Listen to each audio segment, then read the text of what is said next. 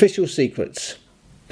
Really is a well-documented film on the fact of a true story of a young lady who basically documented the story of how the Americans were literally trying to force everybody to go to the Iraq War to get rid of Saddam with weapons of mass destruction.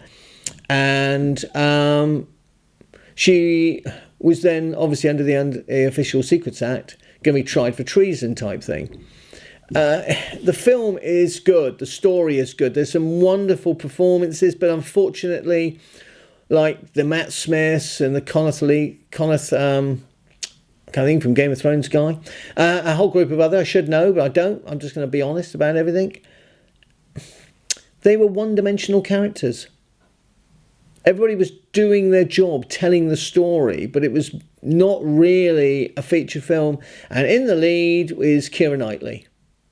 And I must make no bones about it, not a great fan of Keira Knightley.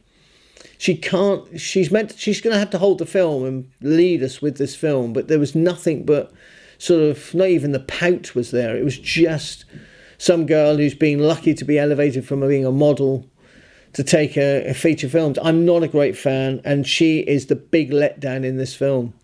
There's just too many. She's just like a one-trick pony, and it's laboured and long-winded. So that was her agent saying, please give her a break, as it's beeping in there. It'll get a TV screening, so I just wait until it gets onto the TV and watch it and think, that's terrible, and we hate this and we hate this person. But I think one of the biggest faults of the film, for me, is the storytelling. It tells you what happens at the very end, at the very beginning of the film.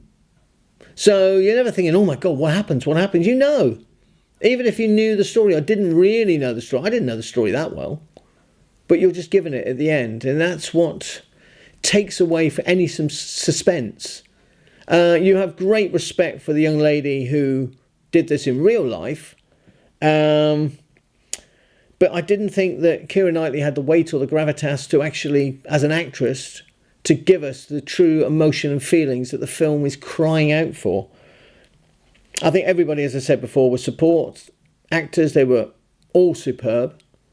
But the film really is just a 7 out of 10. And it'll be on the TV in about Christmas next year. And you'll be able to go, oh, that's a real sad thing.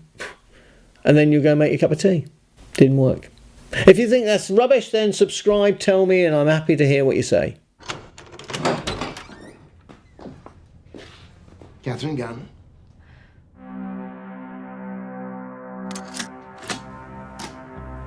What were you employed to do? I translated signals intelligence, and I reported anything of interest to my clients. You're a spy.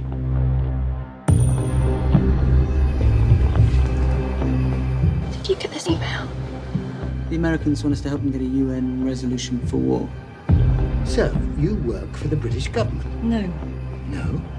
This proposed war is historically unpopular. I work for the British people. I do not gather intelligence so that the government can lie to the British people. Intelligence may be being manipulated to take this country to war. I could get you a copy.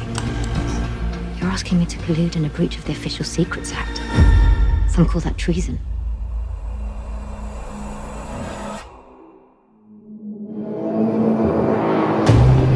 Someone has betrayed their government and their country. You might need our help.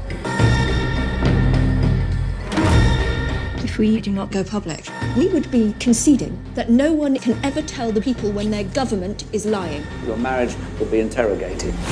my husband had absolutely nothing to do with this. He's a Muslim. I'm sorry?